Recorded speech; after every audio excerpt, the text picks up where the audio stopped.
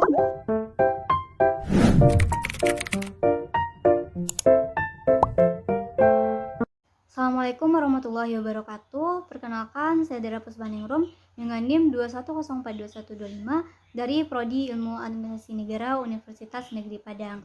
Jadi tujuan pembuatan video ini bertujuan untuk memenuhi tugas mata kuliah Sistem Administrasi Negara dengan dosen pengampu Dr. Anda Jumiati MSI. Jadi pada pertemuan keempat ini membahas tentang peran administrasi negara. Sebelum kita membahas tentang landasan penyelenggaraan sistem administrasi negara, kita harus mengenal dulu konsep administrasi negara. Administrasi negara merupakan ilmu pengetahuan atau cabang ilmu administrasi yang secara khas melakukan studi atau kajian terhadap fungsi internal dan eksternal, struktur-struktur serta proses-proses yang terdapat di bagian yang sangat penting dari sistem dan aparatur pemerintahan. Secara singkatnya, dapat disebut administrasi negara.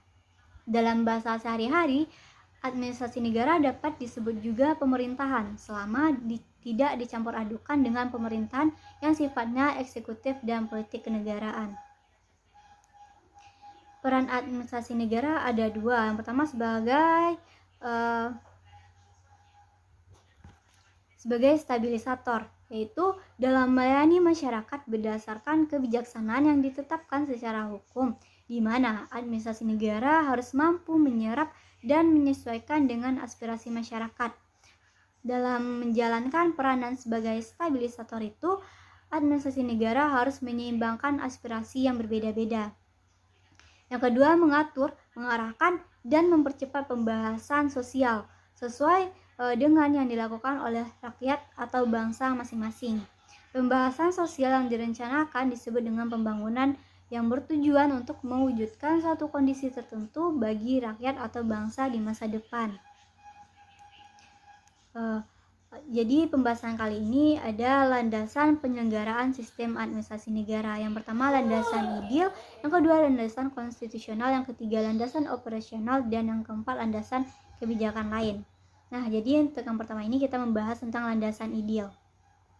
Landasan ideal adalah ideologi sebuah negara, falsafah bangsa yang memiliki kekuatan hukum yang bersifat mengikat bagi para penyelenggara negara, pemimpin pemerintahan, serta segenap rakyat Indonesia.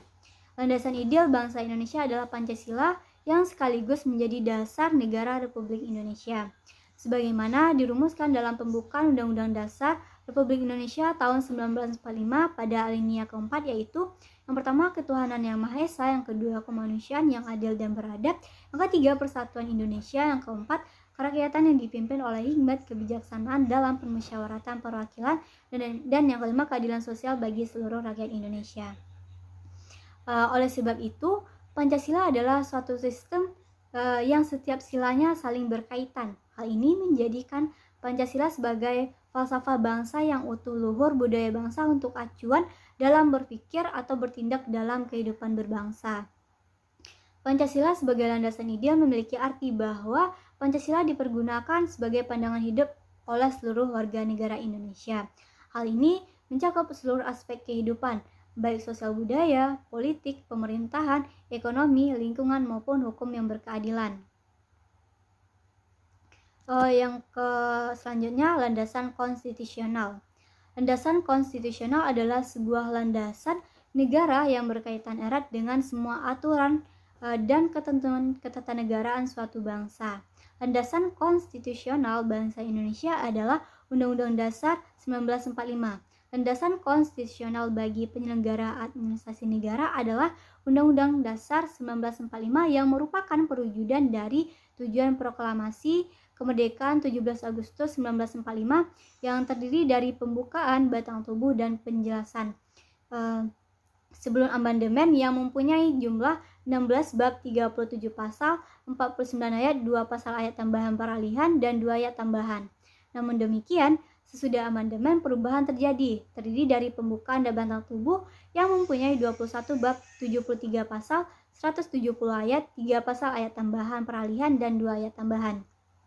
Landasan konstitusional Undang-Undang Dasar atau konstitusi adalah hukum dasar tertulis, dan sumber hukum tertinggi dalam hierarki peraturan perundang-undangan.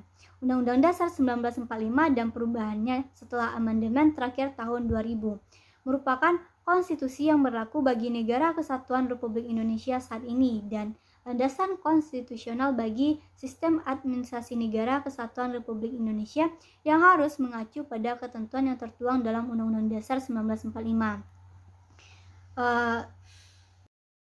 Landasan operasional merupakan sebuah landasan yang digunakan untuk mengelola kehidupan nasional sebuah negara secara keseluruhan.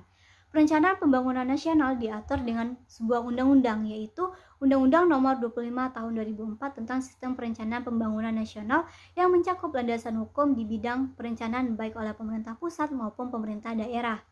Undang-Undang 26 Tahun 2004 tentang Sistem Perencanaan Pembangunan Nasional menetapkan bahwa Sistem Perencanaan Pembangunan Nasional adalah suatu kesatuan tata cara perencanaan pembangunan untuk menghasilkan rencana pembangunan dalam jangka panjang, menengah, dan jangka pendek yang dilaksanakan oleh unsur penyelenggara pemerintahan di pusat dan daerah dengan melibatkan masyarakat.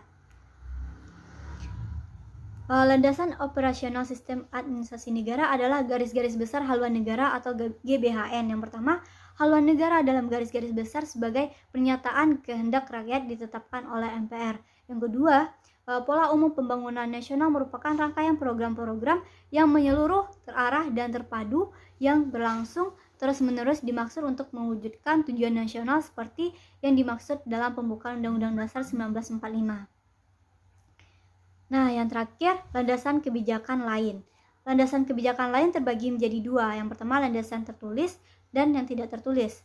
Yang tertulis, peraturan perundang-undangan menurut Undang-Undang Nomor 12 Tahun 2011 tentang pembentukan peraturan perundang-undangan menyatakan bahwa peraturan perundang-undangan merupakan peraturan tertulis yang memuat norma hukum yang mengikat secara umum dan dibentuk atau ditetapkan oleh lembaga negara atau pejabat yang berwenang melalui prosedur yang ditetapkan dalam peraturan perundang-undangan.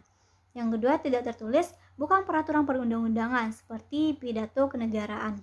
Baiklah, sekian pemaparan materi dari saya. Maaf apabila ada kesalahan. Assalamualaikum warahmatullahi wabarakatuh.